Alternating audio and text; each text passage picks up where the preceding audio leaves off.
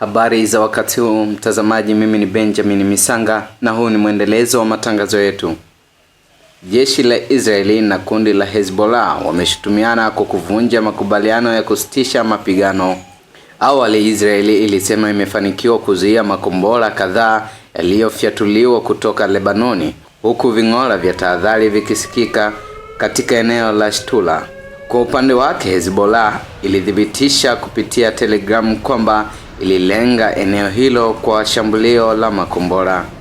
Katika taarifa yake ya kupitia mtandao wa X, IDF ilisema pia imewaua watu watatu inaowataja kama wanamgambo wa Hezbollah baada ya kushindwa kufyatua kombora kuelekea ndege ya jeshi la Israeli.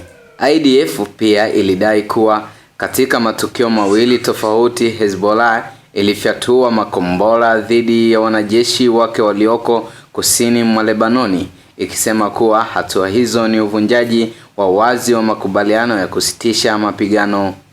Hata hivyo, Hezbollah ilijibu Alhamisi jioni ikisema ilifyatua makombora kuelekea kaskazini mwa Israeli kama kujibu kile ilichokiita uvunjaji wa makubaliano ya kusitisha mapigano uliofanywa na Israeli.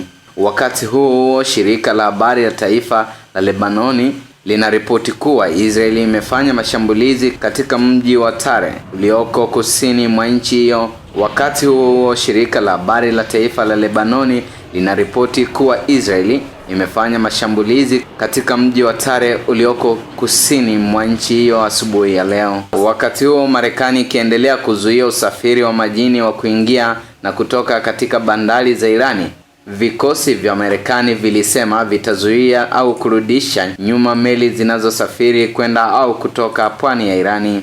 Washington ilisema meli zinazokuja au kutoka nchi nyingine zitaruhusiwa kupita katika mlango wa bahari wa Hormuz, njia muhimu ya maji ambayo Teherani ilifunga kutokana na mashambulizi ya Marekani na Israeli.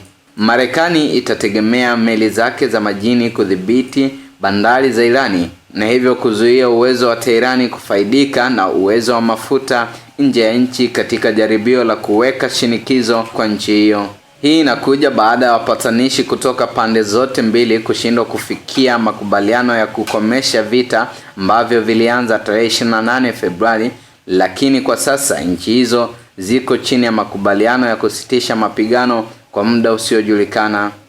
Kwa mujibu wa Trump, Donald Trump anataka kuweka shinikizo kwa Irani kwa kulenga shughuli mbili za kiuchumi. Moja, ushuru mkubwa ambao Irani ilikuwa inautoza kwa meli ambazo zinapita kwenye mlango bahari wa Hormuz.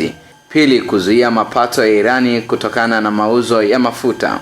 Rais wa Marekani aliambia Fox News hata iachia Irani ipate pesa kwa kuuza mafuta kwa watu inaowapenda na isiyowapenda, akisema lengo ni kuruhusu meli zote kupita kwenye njia hiyo muhimu ya usafirishaji.